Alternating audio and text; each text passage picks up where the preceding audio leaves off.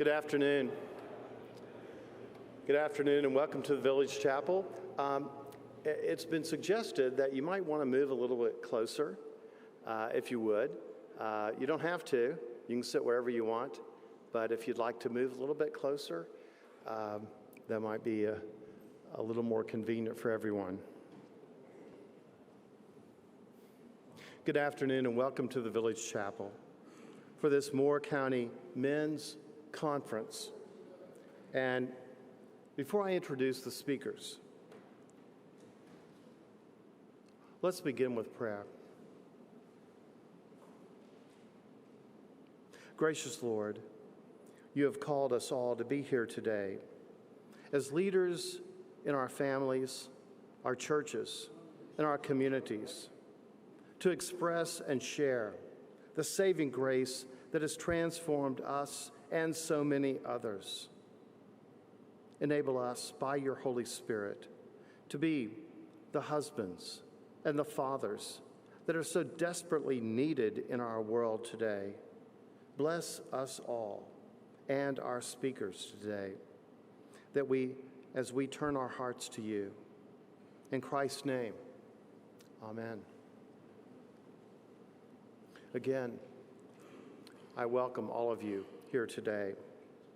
It's my privilege, first, to introduce to you a man who himself was privileged to serve in Christian ministry with Charles Colson, a reformed Watergate conspirator and born-again Christian who put prison ministry on the map and in the hearts of so many of us for the first time.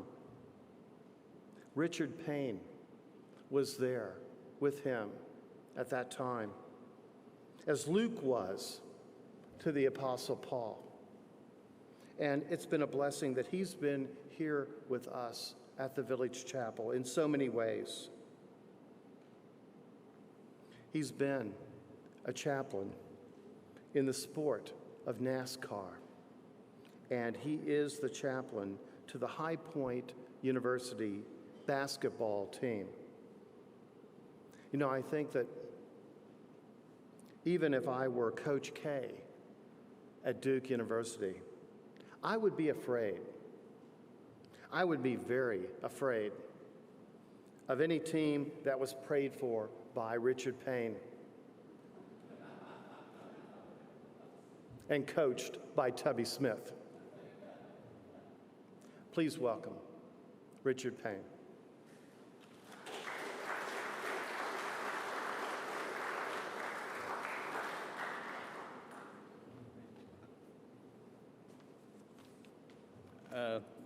After that introduction, I'll probably ask Tubby for a raise. I told him I had about 3 introductions that I would probably do. We played golf yesterday, and the first 4 holes he parred, so my introduction changed several times. And I said, well, you know, I'm going to have the first word, but we had a great time yesterday being in Pinehurst. I always enjoy being here, and I also enjoy hearing the chapel bells. That's a great inspiration to me on a regular basis. But one of the reasons we wanted to bring a group together was, again, Christian men and Christian women. I'm glad we have some ladies here today, but Christian men have a responsibility to come together. And coming together is very difficult sometimes because we all have different beliefs and we all have different things that take us in different directions, and we get hung up on things that we should not get hung up on, and that becomes a dividing point instead of a unification point. And if Christ is in the center of all that we believe and all that we think about, then all those other things sort of go by the wayside. And what we're wanting to do is really, let's put Christ at the center. And if he's at the center, a lot of things change. I've been involved, as you know, with Richard Childress Racing for a number of years and with Chuck Colson for a number of years. Both great experiences. At High Point, University, as most of you know, is a growing institution. It is become one of the leading institutions in the South and in this country for what has taken place at the university. It's a God and country school. Our president, Dr. Cobain, tells all the parents that come in first time, this is a God and country school. I hope you like that, and doesn't make any words about it. So last year I had the privilege of meeting Tubby Smith for the first time. You know, and I'm sort of a talkative kind of fellow, so I just walked in and said, look, I've been the chaplain of the basketball team for the last few years, but if you don't want me, you feel free to get someone else that you want. And I said, did I really say that? And I did, and he let me hang around. He let me hang around, and so I'm still hanging around. But I got to know Tubby on a very personal level, and most of you can read his resume. You know, I'm not going to talk about his 27 seasons as a Division I coach. It speaks for itself. But very rarely, and I've had the privilege of meeting a lot of high-profile people in my career, but very rarely have I met someone like Tubby Smith, who sincerely cares about people, who sincerely cares about his walk with the Lord, who sincerely cares about everyone. Most guys that have reached the level that he has reached really don't have time for a lot of people and a lot of things. But one thing I have noticed about Tubby, he always takes the time. And I've told this story before, was one of my first impressions of him. We were standing out in the foyer of the gym, and I hadn't known him just a little while. And it really made up my mind that I really wanted to learn from this man. A fellow walked by, and he said, wait just a minute, I need to speak to this young man. He went over and thanked him for coming by and fixing his computer the day before. And I thought, not many people would do that. First of all, it's the guy's job. First of all, in the scheme of things, he was probably at the bottom of the basket. But he took time to go over there and express his appreciation for what this young man had done. I don't think this young man will ever forget that. I didn't forget it. He goes out of his way all the time to make people feel welcome, to feel like they are somebody, and we all are. But he takes his time doing that. That just didn't happen. That's the way he was brought up. But a lot of us was brought up one way and we act another way. But I think through Tubby's career, as you see all the awards, that's just who he is. He cares about people. He cares about their feelings. And he never says no. It's amazing. People are streaming in his office all the time, but he always takes time. And he's a lot like Chuck Colson. When you're sitting in front of him, you think you're the most important person in the world. And to him at that time, you are. And I think that's a lot like Jesus was. When people were sitting in front of him, he made them feel like they were somebody all the time. And that's true love coming out. You just can't fake that. You can't fake it. And like I say, I'm around a lot of people in NASCAR and a lot of people in the sports world, and they can fake it when the cameras come on. But what I'm interested in is how they are when the cameras are turned off. And so we're very privileged today, very privileged to share this hour with Tubby Smith. And if you would, just rise and give him a hand, please.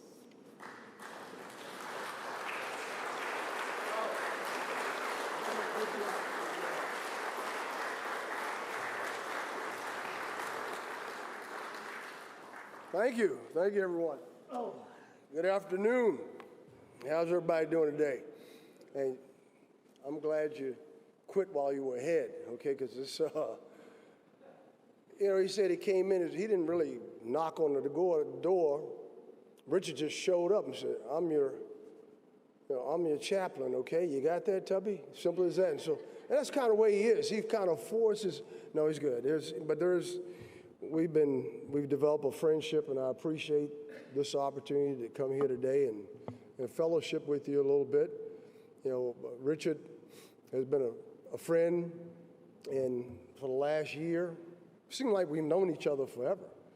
And you know, I know it's nothing that Richard wouldn't do for us, there's nothing I wouldn't do for Richard. And that's why we've done absolutely nothing for each other for some time now, but it's getting better. It's getting better. No, to be here today, you know, we played golf yesterday with Rich, and what's wrong? Oh, I got it. See what I mean? No one asked you to judge. They could hear me fine.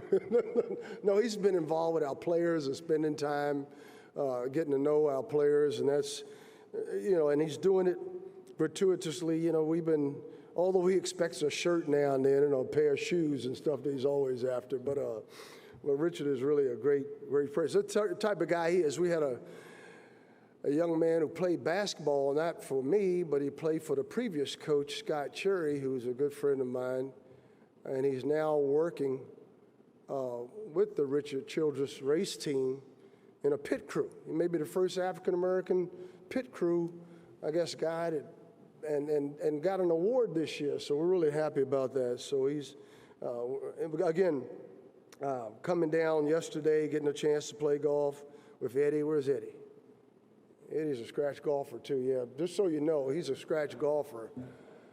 And I didn't realize that until we got going. And we were on the same team together, so he was letting me have some of the glory early on. Then we were pitted against each other in the last, when we matched up against each other in the last group, and he had like 3 birdies against us, and then a par wouldn't do any good. It was just, but that's the welcoming that we get here when we come to Moore County. I'm familiar with this area because my middle son, Saul, was born here in Moore Memorial Hospital when I was coaching at Hope County High School in 1977, 79.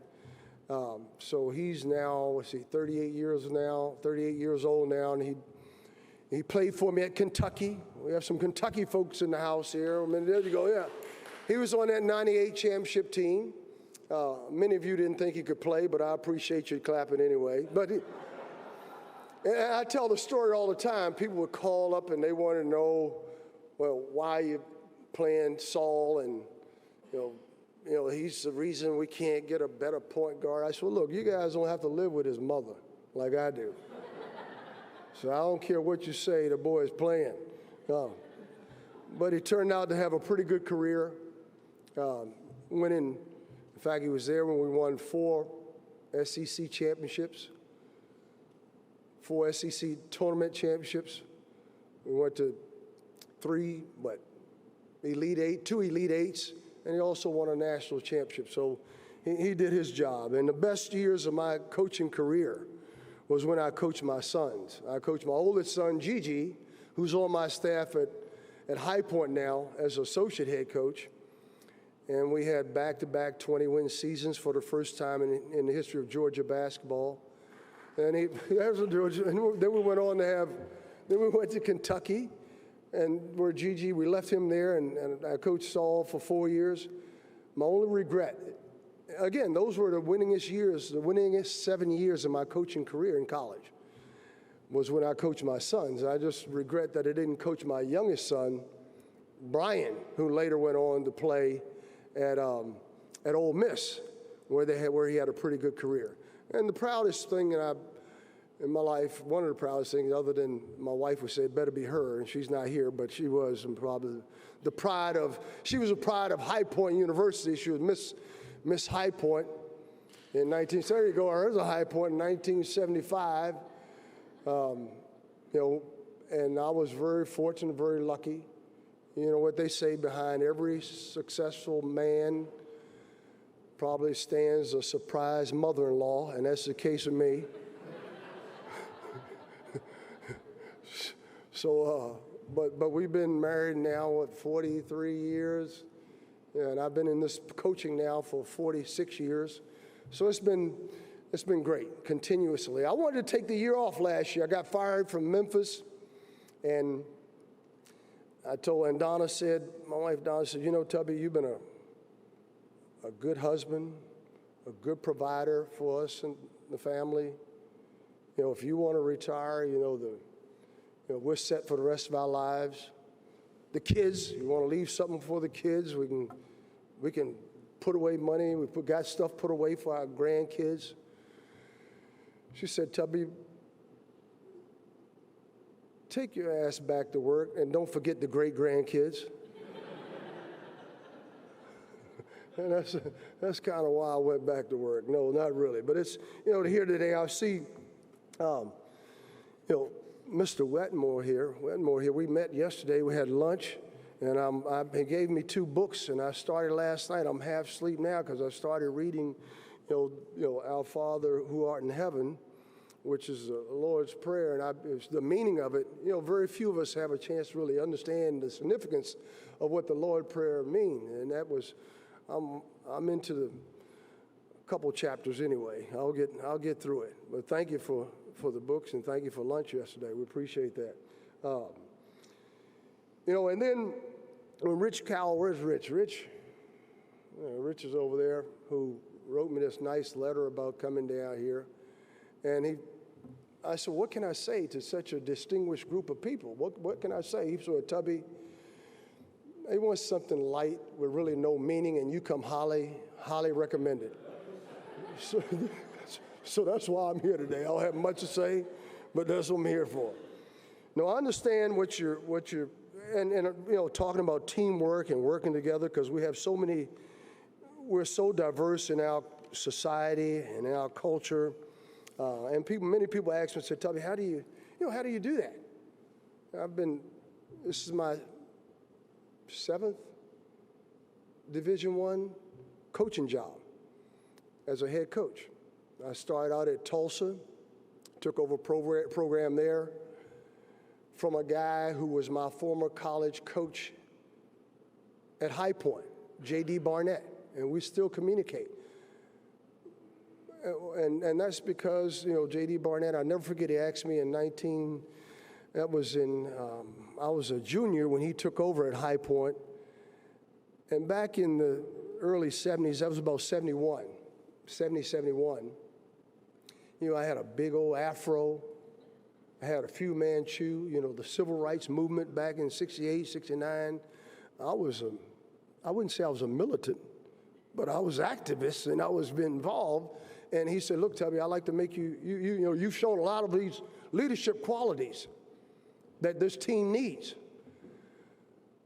And I want to make you the captain or co-captain.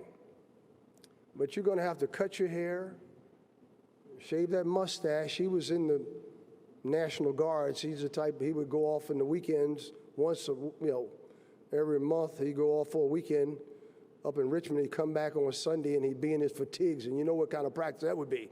He'd be in his Army fatigues, hadn't shaved, but he made me captain of the team. And so that was someone that that saw something in me, and later on I replaced him. And I remember, and JD and I have been friends for years, and I called him up and said, Coach Barnett, I said, look, the folks from Tulsa called me about this job. I was at Kentucky at the time with Rick Pitino as assistant coach. And I said, what do you think? He said, it would be a great opportunity for you, Tubby. He said, your personality, the way you are, you fit in well here. He said, I'm so intense and so he said, but make sure you don't trust them. Make sure you get a good contract. But that's one thing it did. But it's good to be here today to just share with you my story. But I started out talking about those 7 teams I've had universities. I've had a wonderful opportunity to work and spend time with young men. I mentioned Hope County High School because that was my second high school coaching job. I came back from Maryland. Well, my wife Donna was a freshman, and I came to High Point in '69 with a guy by the name of Bob Vaughn. Then Bob Vaughn he left my start at right at the end of my sophomore year. Then that's when J.D. Barnett came in. Then the next year we had Jerry Steele, who's a Hall of Famer, and we just saw him a week ago. But Jerry Steele is a Lumbee Indian, Native American, who played at Wake Forest on the last Wake Forest team to go to the Final Four when they had Billy Packer. So what I'm trying to explain is that we've had the good fortune to be around some special people that mentored and gave me the guidance that I needed and that we all need. I remember my 9th grade math teacher coming out in 1965 to ask my dad, who was a school bus contractor, ex-World War II wounded veteran, if I could come out for the basketball team. And I said, well, you know, I grew up I'm on a farm. I've got to get home and do chores, but yes, I'd love to play. Can you talk to my dad? And that afternoon, Cecil Short, who we still talk to today, came to the school bus and asked my father if he ought to let this young man play basketball. He's a pretty good athlete. But what I'm telling you is that what you do, I don't care how you say it, is important, but just saying it, just reaching out, showing that you care, showing that you have an investment in people, especially, will make a difference. Again, I knew from that day that I was going to teach and coach, and I was in the 9th grade. And so it's not by accident that I've been able to be in this position as a head coach at so many different colleges and around in leadership roles. And my dad, going back, growing up in a household with 16 other siblings, was a big help too in learning about teamwork, sharing and sacrifice.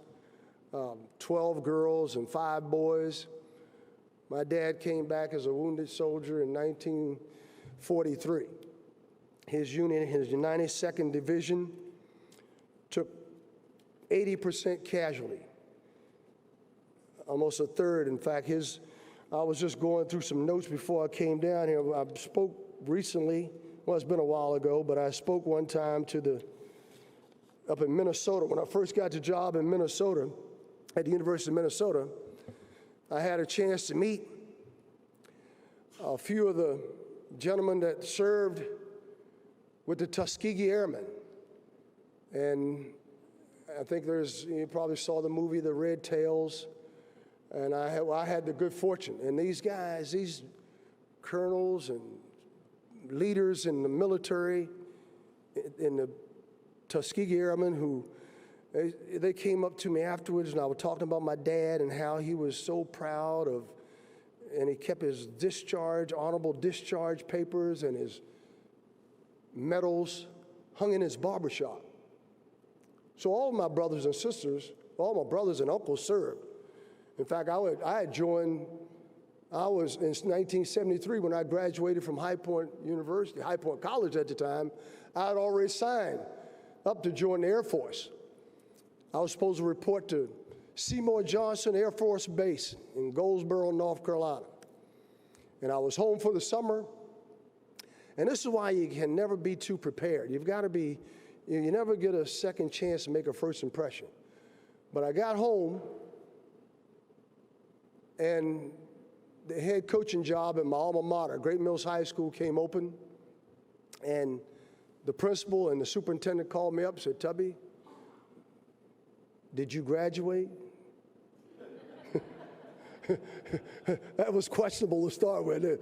Don't you say anything, Richard, because it was one of those, when I graduated, you come across the stage and they announce magnum cum laude, so-and-so, magnum cum laude, cum sum laude. They got to me, they said, Laude, how come? How did you get out of school? But I did. And I got the job at Great Mills High School and now I become a high school coach, and now I didn't go to service, but my uncles and brothers, But later on, I did serve. I felt like I served because I was part of the Olympic team in 2000 that won the Olympics in Sydney, Australia. And there's nothing like serving your country in so many capacities. I've been coaching some of the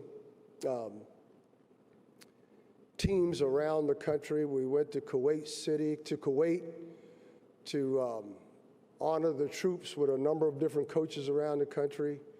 Back in 2003, after Desert Storm, and I guess the second time, and that was a wonderful experience to give back. There's nothing like giving back. And when you're serving your country, there's a lot more on the line than just playing for your alma mater or serving your university. And that's one thing that's important. But again, my dad and mom raised 17 kids, same mom and dad, on a little farm in Scotland, Maryland. Again, he went in 92nd. He was an infantryman. He was a machine gunner. And he taught us all how to hunt and handle weapons. I know there's a big crisis in our society today with the proliferation of guns and violence. But he taught us about the safety, about what they were used for. Hunting and everything we did, everything we shot, we ate. Trust me. Deer, rabbit, squirrel. But then that's what it was about. So, and that's a little bit about my history. And let's talk about serving one another. But I think the main things I want to talk about is, never stop. Never stop what you're doing. And that's, again, I've learned that growing up in a household where we had to, getting the chores and getting the work done was important before you got off to school, and helping others in the community. We were blessed. Even though it was 17 of us, we didn't realize we didn't have much. We had more than enough. And we did have access. My dad had a 1951 Alice Charmer tractor. And I probably was driving that tractor when I was 8, 9, 10 years old.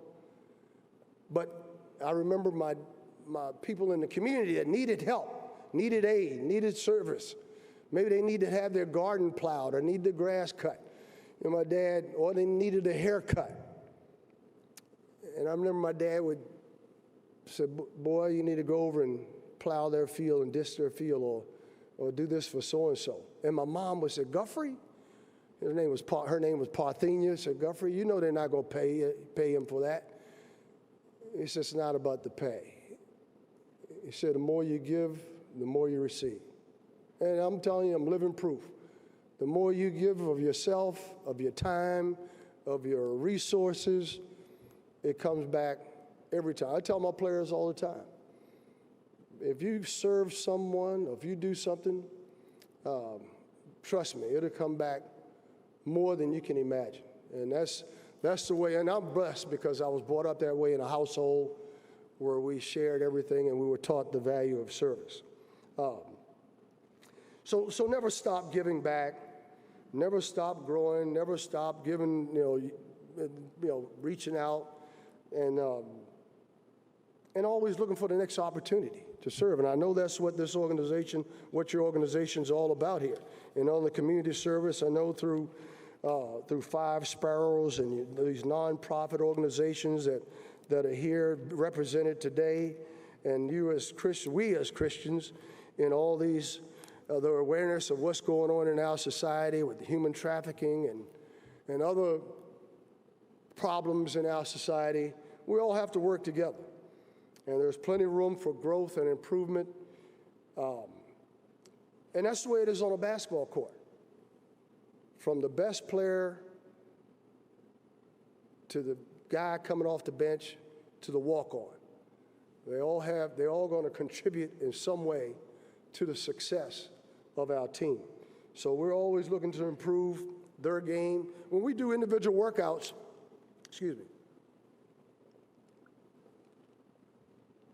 for us, we have practice, Our players are back in summer school now, so we'll start doing individual workouts where you work with one or two guys and work to change their shot.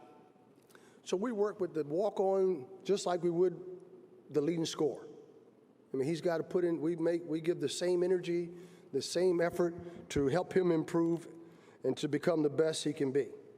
Another point is just maintaining our focus, in this, because we can be distracted. I know I'm very distractible. My wife tells me that all the time. Will you pay attention? Will you listen? I just know how to say, yes, dear. Yes, sweetheart. Yes, so I pay attention, but it's, because there's a lot of things happening in our world and around us.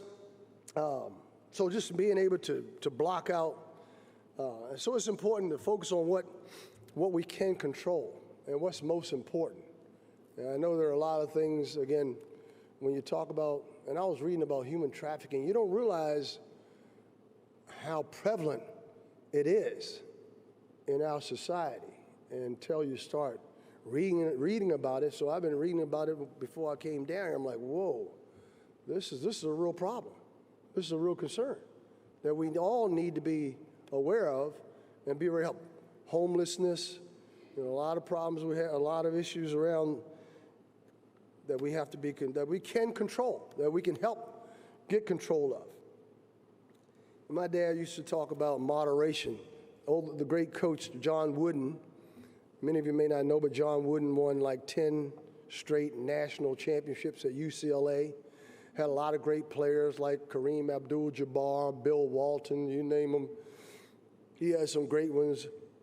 But Adolph Rupp had some great ones too, Pat Riley and so on. So, man, we'll talk about that later on. That Rupp's Runts team, someone mentioned to me earlier about that. If anybody's seen the movie Glory Road, I'm sure some Kentucky folks have.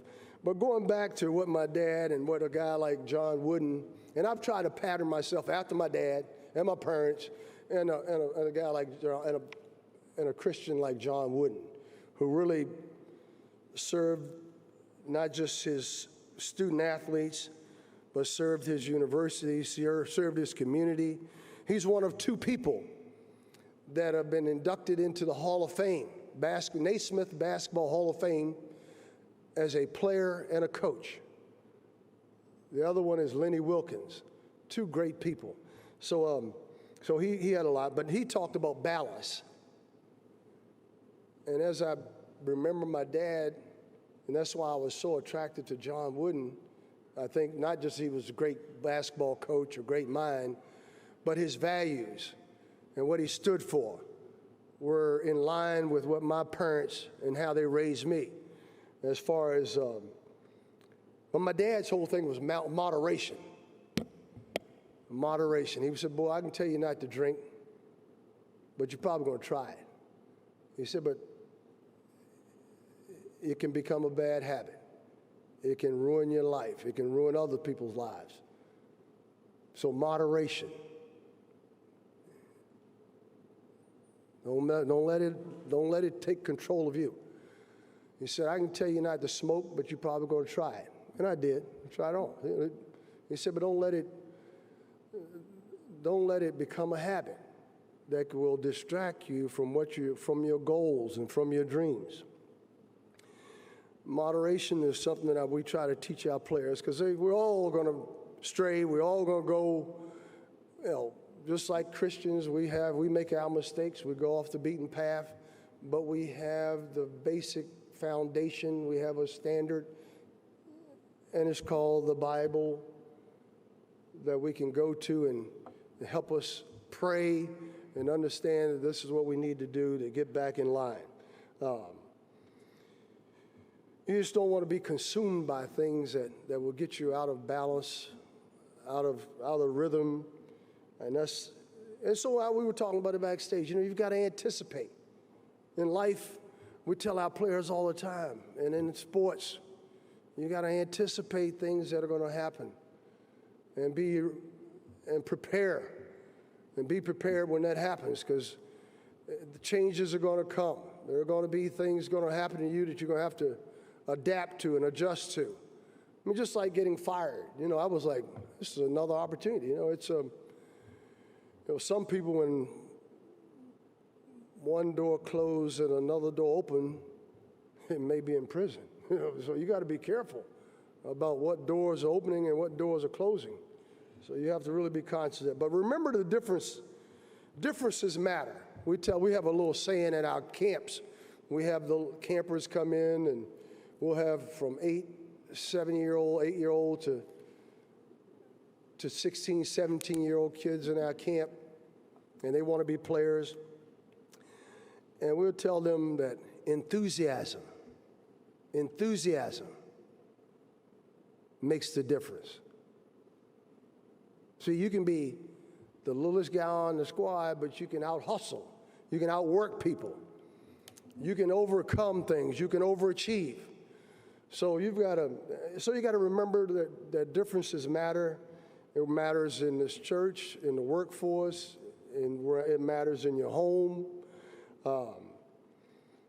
It's a broad demographics of what our society, with varied thoughts, backgrounds, and that's why I'm so impressed, and experiences that you allowed me to come here today just to talk about, and just maybe share some of the diverse perspectives that we might have on and just reflect on some of the changes that are taking place in the world, because it's become global.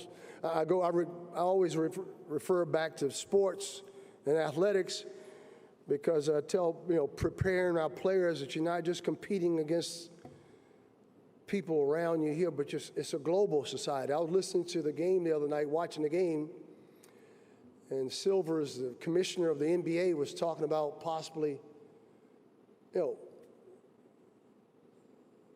the Toronto Raptors may win the NBA championship.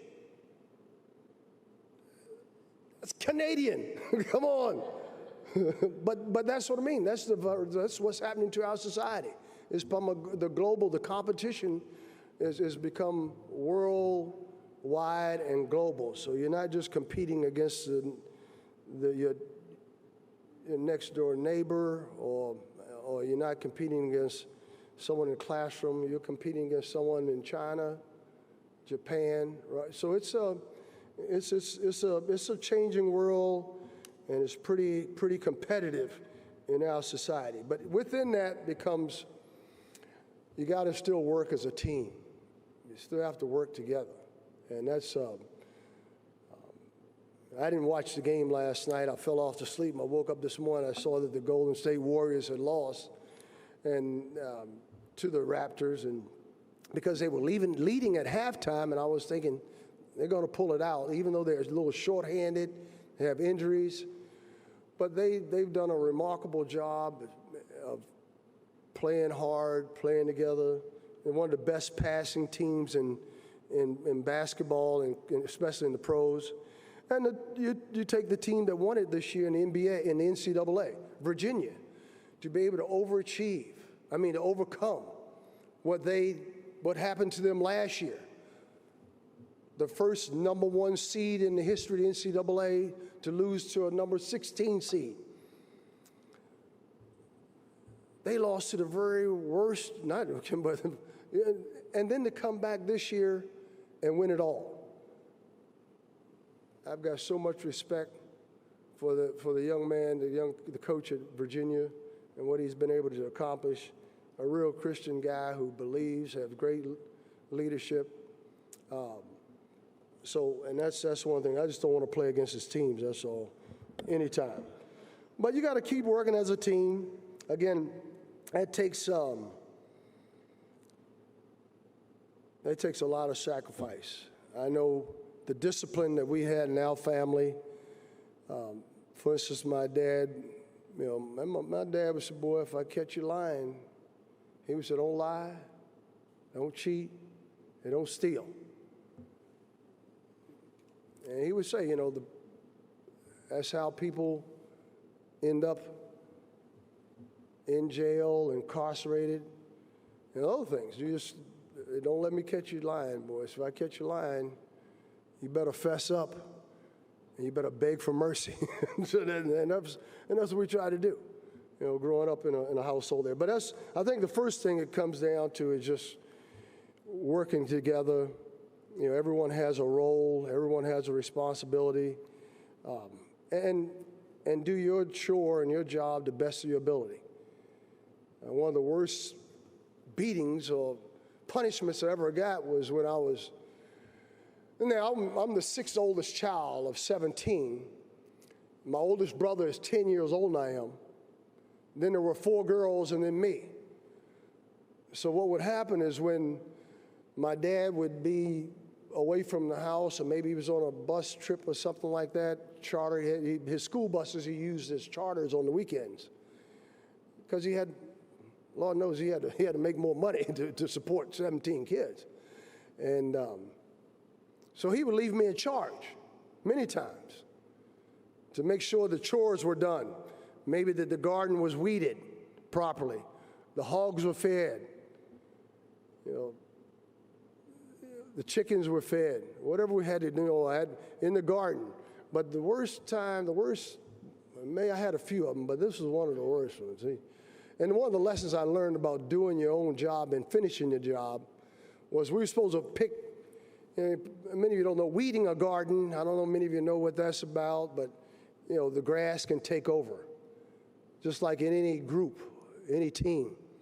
There can be some bad, weeds, some bad people, some bad things, and you've got to weed it out. It's like cancer. We're here tomorrow. I'm going to be playing in a Coaches versus Cancer golf tournament to try to fight this because we've all been touched by cancer in some form or fashion. We were able to beat prostate cancer. God willing, we'll continue to stay healthy and stay clean, but that's something that we all have to be aware of. But my dad came home after being on the trip, and he gets on the tractor. He's going to cultivate the garden, and so he gets in the row. He goes down the row, on the tractor. It's probably just a small garden, probably as long as this church is, maybe down the row. You're picking. We had beans and carrots and whatever else we had, in there, kale and cabbage. You pull the weeds so the weeds don't overgrow and kill the crop. So I noticed him stop in the middle of the field, and he called me over. And he was telling me, well, this row was not completed. The weeding in this row hadn't been finished. And so I went on to start making excuses. That's when I learned about don't make an excuse. Don't complain. Don't whine. Don't make excuses. Because I started saying, well, Benita didn't do this. Ramona didn't do that. Odell didn't do his part. I was blaming everybody else. He took his belt off. I'm like, The rest is history. Here I am, 68 years old. I'm still talking about it. That was a real lesson about doing your job, finishing your job, and making sure that I left you in charge. That was your job to get it done. I don't care how you did it, but so I learned a valuable lesson. If they couldn't do it, then I better get out there and do it myself. See what I mean? And make sure that the job was finished. But that's, so in teamwork, you have a point guard, a shooting guard, a power forward, a small forward. Mr. Whitmore, he was a small forward, right? He had a responsibility. He probably had to check the opposing team's leading scorer or something like that, if his specialty was defense, or if his specialty may have been rebounding, or maybe he was the best shooter. So everyone has a certain role to play in this organization and in whatever group, whatever ministry, whatever organization, whether it's friend of friend, God sent angels, teamworks, changing destinies ministries. We all have a part to play, and we all have something to offer. But again, I tell my players over and over again, and I tell anyone that will listen, too much is given, much is required. And that's the one thing I can just tell you, I said before. And I tell our players, the more you give, the more you get. And that's not necessarily monetarily, but the gratification and the satisfaction knowing that you did right. So I encourage us to keep approaching what we're doing the right way. I'm playing golf with a guy I met I met when I first came. He's now the chairman of our school of his board of trustees at High Point University, Bob Brown. He's written a book, and I'm reading that now. I start a lot of things, but I got to learn to finish some things. Now that I've talked about it, like my dad right now, big old boy, you better finish that book. And but Bob Brown was, I guess he was one of the first African-American officers, police officers, and special agents, FBI agents in the country. He now has a company, a public relations firm. He has a public relations firm. He's had it for years, and he served a number of our presidents over the years, starting back with Richard Nixon, and has continued ever since. But he talks about his grandmother, talks about doing the right thing. He says, and it's kind of sort of what Martin Luther King Jr., the time is always right to do the right thing. And his book is, you can't do wrong doing right. And I'm really, that's something you just can't do wrong, doing right. And so it's important that we all understand that when we're doing the right things, we're serving God, we're giving back, and that's all that it asks of us is to care, share, and make sure that we understand that that's our salvation and others. And there's a lot of people out here with when I think about what we're dealing with in society, whether it's homelessness, addictions, this human sex trafficking, whatever, all the things we're dealing with in our society, we can come together and we can overcome all of it. It just takes, unity. It takes playing as one, understanding that we all have a role to play. Look, I don't want to belabor this, but I just want to tell you a little bit about myself, tell you about what we try to do, what we're trying to do in our lives, what time we have left in it, and hopefully we'll have a little more time left, but you never know. And so it's always important to make sure that you're doing the right things and giving back as much as we possibly can. I'm going to open it up now to maybe if you have some questions about how we go about serving over the last few years and the teams that we've been fortunate. But I think this is my 12th move. I've been as a high school coach at Great Mills High School for 4 years, Hope County for 2 years. And in fact, tonight I'm going over to speak at the class of 79 reunion, their 40th class reunion that asked me to. So it's worked out great. It's been great. It's going to be a great weekend for me. It's already been a wonderful weekend so far and being here today. But it's time to settle down, so we're looking to settle down here in this region and in this area and give back to this community like you all are doing. Any questions you might have?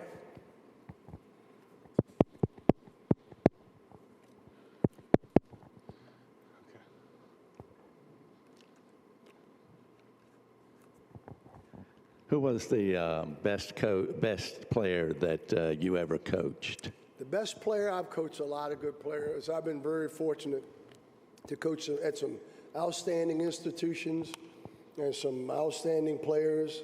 And if my wife was here, I'd say my son. Both my sons. Okay. But since she's not here, no, and this is not being recorded. No, yeah, it is, but still doesn't matter. No, I have some great players. Probably the best athlete of the group. You're talking about collegiately, college players. I coached a young man by the name of Rajon Rondo, who's still playing.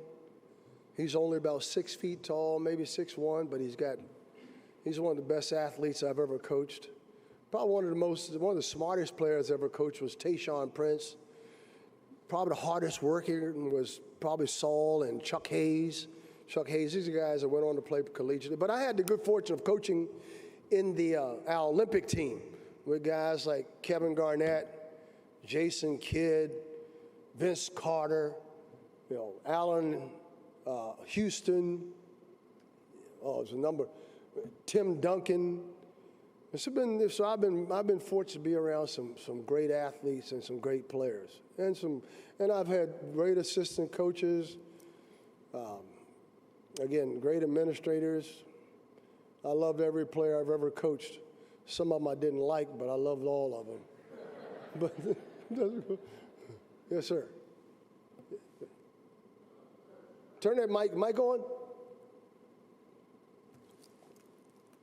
Get the mess of my purple. It is now. It is now. I'm sorry. Okay. Expand on the one and dones and your thoughts on the one and dones in college basketball. Well, you asked about the one and dones. If you all not aware of it, a lot of players like some of the guys. Kevin Durant was one of the players that was a one and done. Recently, you have a young man from Duke, Zion Williamson. A lot of players there, but there's very few. And they really haven't had a real major impact. It hasn't minimized or it hasn't affected the growth of college basketball. In fact, the proliferation and the growth of college basketball is better than it's ever been. But there are some problems with our sport, and that's one of them. I think players should be able to go from high school, like the Kobe Bryants, like the Kevin Garnetts, because they're talented enough to go straight to the pros. And a lot of them, not necessarily those guys, but there are a few. You might have read recently where a young man's going to play in Australia because he just didn't want to go to college. So he shouldn't be forced to do that. So I was one of the guys back in the years, even when I was at Kentucky, I thought that they should be allowed and they shouldn't be forced to go to school. Now, if they want to come to college, I think we should have something like what NFL has, where if they come to college, but then they're not physically ready to play professional football, like maybe a college basketball player would be able to play professional basketball. So, they have that. The NFL has a rule, 3 years or something like that now, and then I think baseball has one that once you sign a contract, you can go play you can play collegiate basketball, but you still hold the rights and they'll pay for your college education. But that's what's happening in college sports today. We're able to, student athletes can graduate. The problem we have is transferring. It's not with the one and done. The one and done it's probably going to be over with. As soon as this new NBA collective bargaining agreement comes about, which is next year, the one and done is probably going to be over with. But you can imagine if you're a pro player, you probably don't want a youngster coming in taking your job. It's only about, there's only about 360 some or 380 jobs out of 30 teams in the NBA. So it's not a lot of opportunities. But the NBA now has these, they have their own G League team, a developmental league. And most teams in the NBA now have like baseball did, they have a minor league team. So now pro basketball has a minor league team. So you're probably going to see these kids that were one and dones, they're probably going to go straight to the G League now. The Charlotte Hornets G League team is called the Greensboro Swarm. And so everybody has something like that. So I hope I answered your question about the one and done. Yes, sir. Coach, you've coached a number of Division I teams, and in Division I, you tend to get a lot of youngsters who come from difficult backgrounds and very difficult cultures. How hard is it for you to get these young men to realize that there's other cultures out there in which they can be much more productive? Well, yes, sir. What we try to be an example. I try to set an example. I told a story about in 1970 '71 when J.D. Barnett told me to cut my hair and cut my mustache. And so I talk to players about, and I talk to players, I talk to young coaches. And an old coach years ago told me this, Frank McGuire. Anybody remember that? Frank McGuire won the national championship in North Carolina. Was it 1957, 58? 57. Beat Wilt Chamberlain when he was at Kansas and he won over. But Coach McGuire, when I was assistant coach at South Carolina working with George Felton, who played for Frank McGuire, just to show you how small the world is. And that's why, Roy Williams, North Carolina, I'm sort of like in that family. It's just like anything else, sort of in that fraternity and I got to meet Coach Smith, went to his clinics. My sons went to his camp when I was coaching here in Hope County and as a high school coach and in Maryland. So we have a real affinity and affiliation with North Carolina. But Frank McGuire, while he was at South Carolina, was retired, and he used to come to our practices, and he used to come to games, and Frank McGuire Arena is named after him. So we would, and Coach McGuire was always a guy that, that's why when you see me up here with a sport coat on, that's the first thing I said, Richard, I got to have a sport coat. So my sport coat was in the car, in the lot over at the Carolina Hotel. So I had to get the guy to take me out there and get my car so I can get my jacket. Because Coach McGuire was always, you never saw him. He said, if you got an open collar coat, a shirt, you need to have a jacket with you. If you saw Dean Smith, you never saw him without a jacket. When I fly on a plane, I'm not going to be in a sweatsuit. So his whole thing, Coach McGuire was image. So you ask him about young people coming from these type of backgrounds. You have to teach them what it means and what it takes. Not just, again, that goes hand in hand with teaching them how to have respect, teaching them about having good manners. Because that's how I was raised. To say, yes, sir, no, sir, yes, ma'am, no, ma'am, thank you, please, can I help you? Open the door for someone.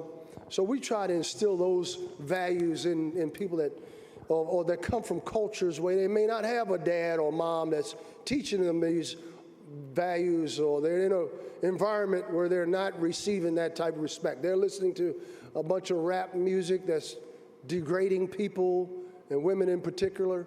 So we try to tell them, I don't want to hear, we just don't tolerate that in our locker room. We don't, you see me, they want to see, and so image,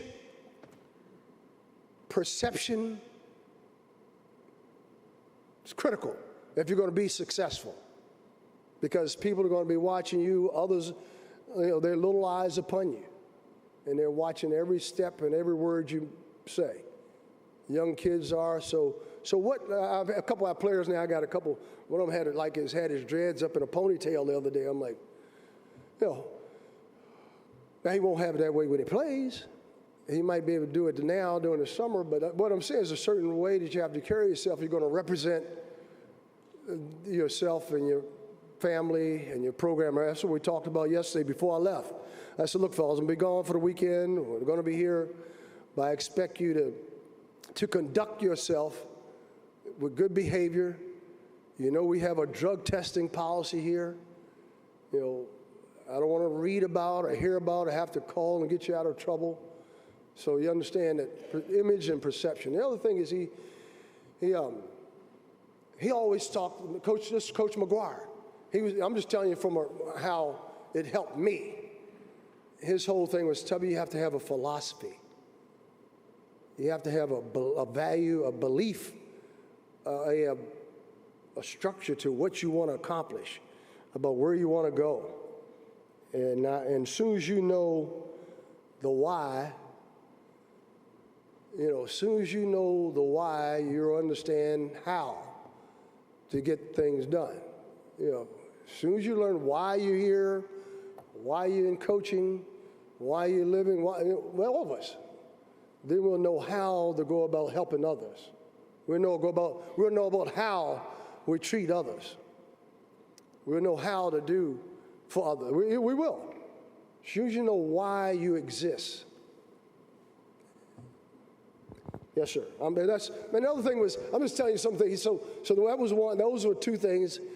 And the third one was, he would say, scheduling.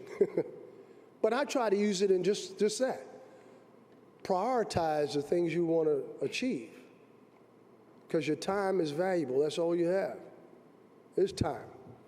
And what you've done between the day you were born, what I've done between 1951, that little hash, that's what did you do to make life better? From the time you were born until the time you die. That's what people are going to remember.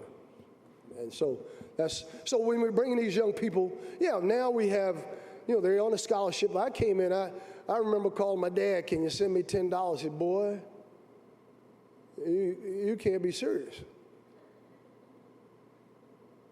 I don't have anything to spare. So I called my brother. My brother's 10 years older than I am. He was a teacher, so he might send me $10 in an envelope. But people today, and so our players today, not just players, but athletes or people today, they feel entitled because they think they're doing you a favor. So the attitude, gratitude. So I teach our players about having an attitude of gratitude. Just understanding that you better be grateful that you're here playing basketball. I know when I wanted to quit, this is 1969. I hadn't been at High Point 3 months. And I'm like, they have to understand that I was at High Point in 1968, 69. Now there were 2 players ahead of me. One had served in Vietnam. Joe Colbert, he and I are still good friends. Richard knows him. He's by. He goes to games with. I saw him just yesterday. I was coming down here and I stopped at McDonald's because I thought I might see him. He's in there hanging out with his buddies, solving all the world's problems, getting free coffee. But so Joe Colbert was one that, and then I had Gene Littles. They were older, but they were only 2 black players, or black people, or African Americans at High Point at the time. And they were leaving. One was graduating. Gene Littles went on to have a great career, probably the best player ever played in the history of High Point University. Joe Colbert, again, had come back from Vietnam, so they were like 10 and 8 years older than I was.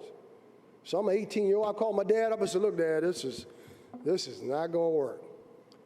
Man, I'm a little scared, a little lonesome.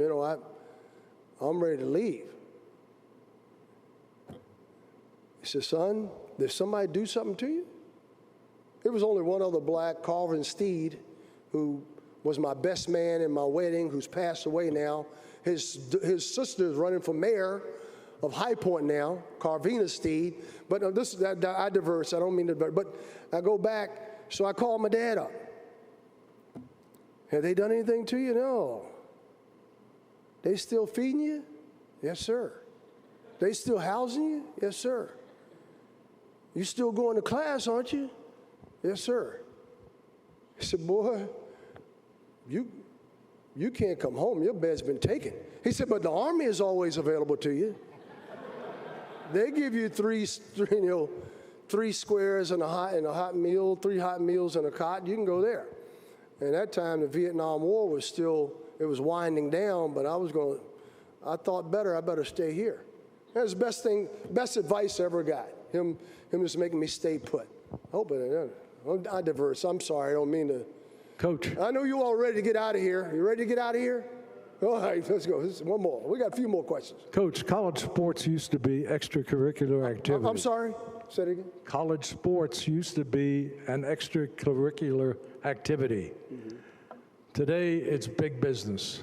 Some colleges make a lot of money on college sports. Should players be paid? Should athletes be paid? Yes. Should college athletes be paid? Well, that's one of the things I'm referring to now. I'm so grateful that High Point gave me I earned it. They gave me a scholarship, but I felt like, but I can't do enough to give back. because I'm so grateful that they did it. Now, you know, we have for our athletes at the Division I, not only do they get a scholarship, and a scholarship at High Point is probably worth about $60,000, probably costs about, you know, it's probably about $60,000 to go to school there. 50,000, so you multiply that time 4, about $250,000. You know, that's, you know, so now you look at, you know, because a kid can now, a player, an athlete can receive his Pell Grant, which is up to $7,500 a year. And we have players, athletes that qualify for Pell Grant. Then you have, for instance, we have a cost of attendance that the NCAA allow us to give players. For instance, when I was at Memphis last year, the players, they got $5,000. All this is on top of their scholarship. Then there's that's the student athlete that parents maybe served in the military. They actually get a stipend from the military. And I've had a player who not only earned his money from, not earned, but he got his scholarship, he got his Pell Grant, which is worth $5,000. Here, cost of attendance was $5,000, and he got $5,000 from the military. You know, because his parents are military. So when you ask me about paying athletes, I think they're already being paid. For some of them, too much. But I see where you're going, and I understand it because you know, it is a lot of money being made. I mean, I make a lot of money. I tell parents or I tell anyone, you know, hey, but it's a way of life for me. It's just a way of, you know what I mean? They don't have to play basketball. They can go do something else. They have to go to school. So, but and there are money, and there's a lot of money being made with the NCAA TV contract worth billions of dollars. And I think there are ways that we can, they are, you know, when I say we, because I'm part of the NCAA and I'm part of this whole problem-solving issue, are able to put money in their pockets. I just mentioned 3 ways that they're receiving, you know, accommodations or receiving money. But yeah, I don't know how you do it though. How do you, so the walk-on the team, or see what I mean, versus the leading scorer. So we might as well be a professional team then. And that's what it's kind of evolving to now anyway. I mean, that's what sports at the college level. And I remember C.M. Newton, former AD, passed away a couple years ago, who hired me at Kentucky. I remember asking him, where are we going in college athletics? He said, well, eventually, Tubby, college basketball, college sports, especially at the major college level, is going to break away from the NCAA. And all these big venues, football stadiums that seat 100,000 people, 80,000 people, 60,000 people, what's the university going to do with it? So all these 20,000 seat basketball arenas, somebody's got to pay for it. And the NCAA, and the reason I'm bringing this up, because the millions of dollars that are made in athletics today is made pretty much by the Final Four. The NCAA Final Four that you watch in April, when you saw Virginia beat Texas Tech, when you saw Auburn playing, who else is in that thing? Auburn and who else is in the Final Four? Michigan, no. Michigan State. Do you know what that's worth to CBS and media? $1.2 billion a year. That's what the NCAA Final Four makes. So you asked that question about athletes being paid. I'm just telling you, they generate a lot of revenue, but there's ways that we can do something, maybe put something in a trust fund. That's been a lot of talk. So when a student athlete graduates, they're already debt-free, most of them. But you see in women's softball championships being played now, men's baseball championship being played now, I was watching TV. I was watching the NCAA National Track Championships being held. You know what pays for it?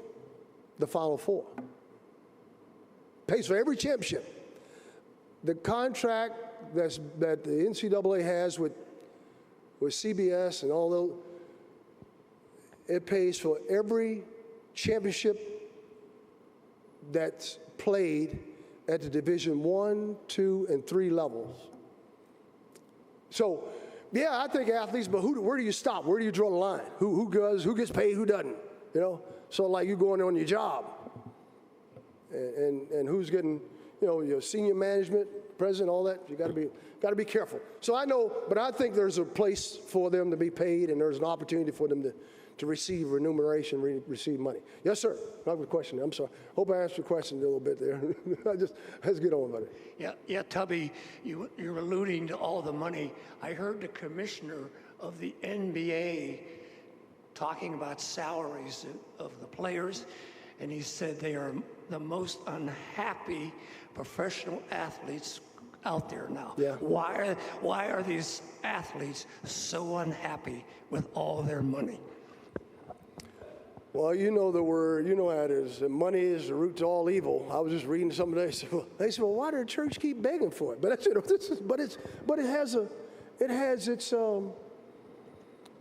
it does have a way. It's like talking about the young men who come in who really has no understanding or appreciation of, or the value, or equate work to earning or getting an education. That's, you know, the more educated you are, the more money you're going to make.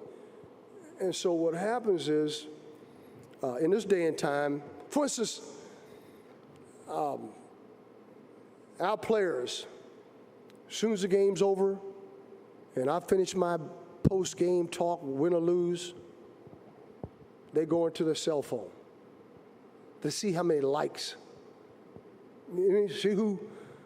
See what they said about them at the game. This is at the high point. You imagine what Zion Williamson, you know what I mean, the self-value, the self-worth. I mean, a lot of people identify with just that. And that's what my dad told me, said, and he, you know, growing up in a house as a dad, how did you, when we had to put him in a nursing home, you know, had to take everything out of his name. By that time, he had accumulated land. He owned a trailer park. He owned a barber shop. He owned buses. 8th grade education. My mom had a 9th grade education. But they taught us, they could read. We'd read the newspaper. That's one thing he did. He was going to make you read and learn. And he got his GED after coming out of the military. But you bring up a question of why they're so unhappy. Why is anybody unhappy? With wealth or without wealth? It's because their belief, they're focused on the wrong things. They're not reading the good book.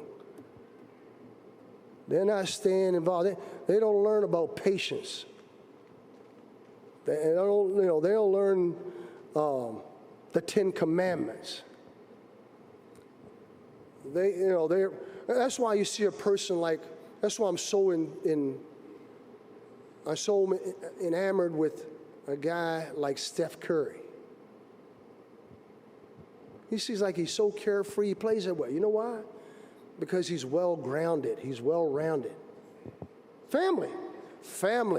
And that's what we're about. That's what the church is about. That's what every organization is about. You brought up the word family. I should have said that a long time ago, but I've been trying to say that that's who I am. I am because of you. I was listening to a young lady speak at our graduation. She was valedictorian or salutatorian, and so she spoke and she talked about Ubuntu, which is an African proverb, an African word that means I am because of you or because of us. And that's how, if we look at it that way, that we exist because of God, you know, then those things that make people unhappy, you know.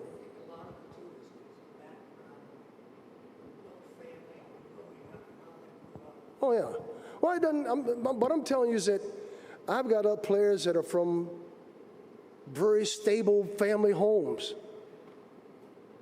that are suicidal, that are drug addicted to alcohol, drugs, sex abuse. You know this.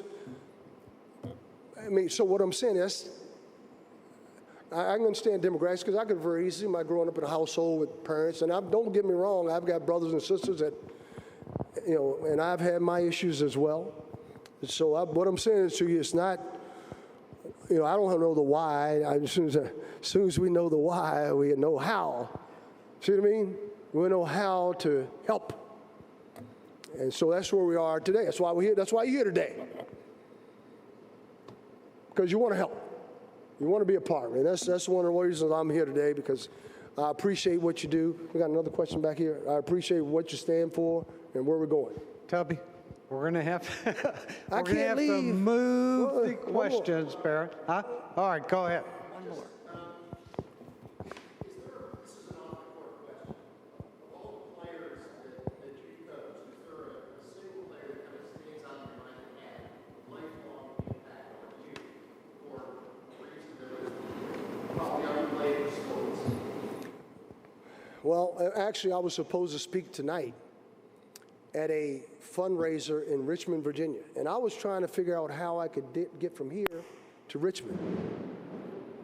Whoa. Yeah, you're right, it's time to go.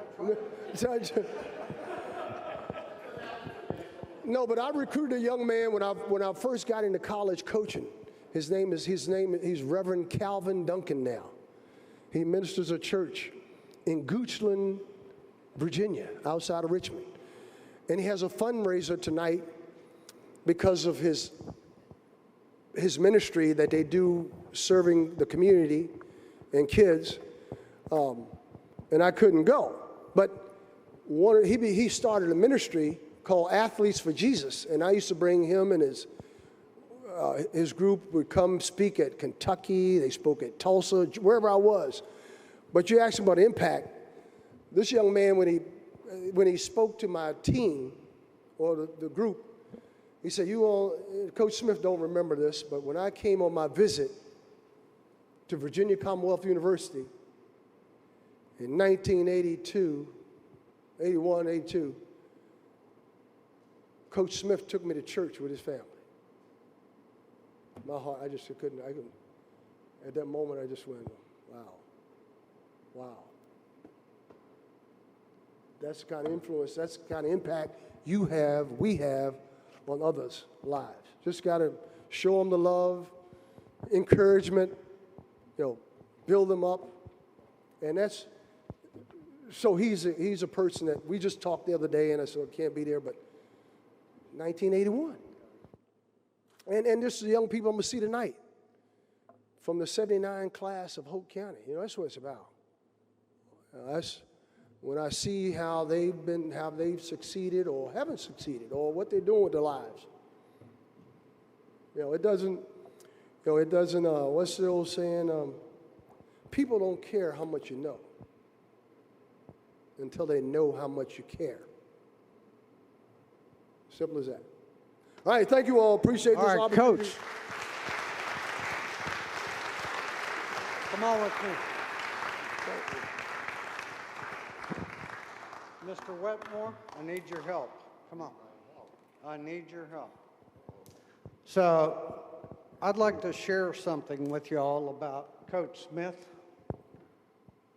Come on over here, Tubby, Pastor John.